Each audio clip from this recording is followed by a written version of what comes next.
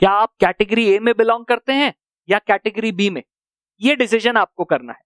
लेकिन आप जिस भी कैटेगरी में बिलोंग करते हो उसके हिसाब से अपनी एक स्ट्रैटेजी बनानी है ताकि आप बोर्ड्स के लिए प्रिपेयर हो सके। Hello students, I am Deepak Mundra, your last minute helper. ICSC 2021 का स्केड्यूल भी रिलीज हो चुका है एंड 5th मई से आपके बोर्ड एग्जाम्स है। So you have exactly 1.5 month left before your exams. साल भर कोरोना पैंडेमिक के वजह से स्कूल्स खुले नहीं, क्लासेस ऑनलाइन चल रही थी एंड वी ऑब्वियसली नो उसमें पढ़ाई ना के बराबर ही हो रही थी। So after almost a year of online classes आपको एग्जाम ऑफलाइन देना है, which will obviously be a troubling experience.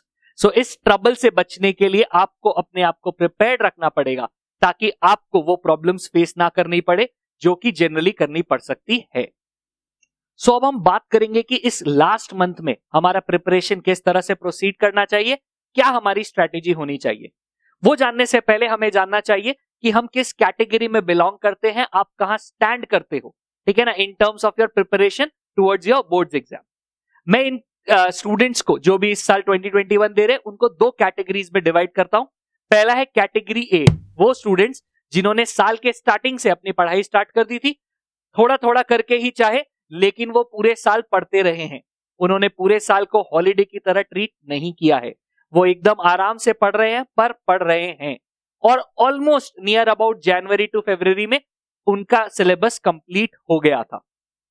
और दूसरी कैटेगरी है कैटेगरी बी, वो लोग जो कुंभकर्ण की तरह मस्त सो रहे थे पूरे 6 महीने से 8 महीने के ड्यूरेशन के लिए, और दिसंबर या जनवरी के आसपास वो जागे हैं और उन्हें रियलाइज हुआ है कि शिट, हमारा तो बोर्ड एग्जाम आने वाला है, अभी हम लोग को पढ़ाई कर लेनी चाहिए।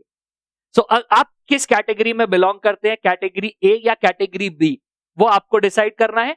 लेकिन आप जिस भी कैटेगरी में बिलोंग करते हैं आपको उसके हिसाब से अपनी एक स्ट्रैटेजी बनानी होगी और उसी के हिसाब से अपना प्रिपरेशन मूव ऑन करना पड़ेगा। पहले बात करते हैं कैटेगरी ए वाले स्टूडेंट्स के लिए जिनका सिलेबस ऑलमोस्ट कंप्लीट हो गया था जनवरी टू फरवरी के बीच में और वो लोगों ने रिवीजन स्टार्ट कर दिया है। सो जिन लोगों का एक बार रिवीजन हो चुका है या एक से ज्यादा बार हो चुका है, अब आपको क्या करना चाहिए। अगर आपका रिवीजन हो चुका है तो बार बार ही वो मटेरियल पढ़ के या वही सम सॉल्व कर करके कोई बेनिफिट नहीं आना है। Now what you need to do is prepare you for your exams. तो आपको टेस्ट पेपर सॉल्व करने चाहिए। ऑब्वियसली लास्ट 10 इयर्स हमारे लिए बेकार हो गया क्योंकि सिलेबस में बहुत रिडक्शंस हुआ है और उसके हिसाब से आप उनको डायरेक्ट एज सच पेपर्स की तरह यूज नहीं कर सकते, वो सिर्फ क्वेश्चन बैंक्स बन के रह गए हैं। इसीलिए अगर आप कहीं पढ़ते हैं तो ask your teachers to take your test. Best thing होगा अगर आप चैप्टर वाइज टेस्ट दो, कुछ कुछ चैप्टर्स को ग्रुप करके क्लब करके आप चैप्टर वाइज टेस्ट पे फोकस करोगे तो आप पूरे डेप्थ में अच्छे से कर पाओगे और फिर आप फुल सिलेबस टेस्ट का भी टारगेट लेके रखो। मार्केट में variety of question banks, test papers available है जिनका इस्तेमाल करके आप प्रिपेयर हो सकते हो। ये बहुत ही सारे डिफरेंट पब्लिशर्स के थ्रू इशूड है, आप इनको परचेज करके प्रिपरेशन कर सकते हो। मेरे पास भी कुछ चैप्टर टेस्ट सीरीज और मॉक टेस्ट सीरीज है, तो अगर आप वो चाहते हो तो आप मुझे व्हाट्सएप पे पिंग कर सकते हो।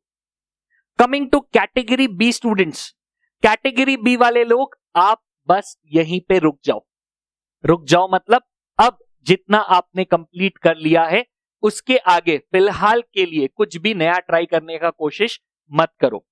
There will be certain chapters जो बच गए हैं या वो कंप्लीट नहीं हुए हैं। अगर ऐसा है तो एक बार फिर भी रुक जाओ। रुक के क्या करना है, एक बार पीछे घूम के देखना है कि अभी तक आपने जो किया है क्या वो अभी भी याद है। अगर नहीं याद है तो क्या ही फायदा हो रहा है आगे बढ़ के, ठीक है ना। लेकिन अगर वो याद है तो कैसे चेक करेंगे कि वो याद है कि नहीं है।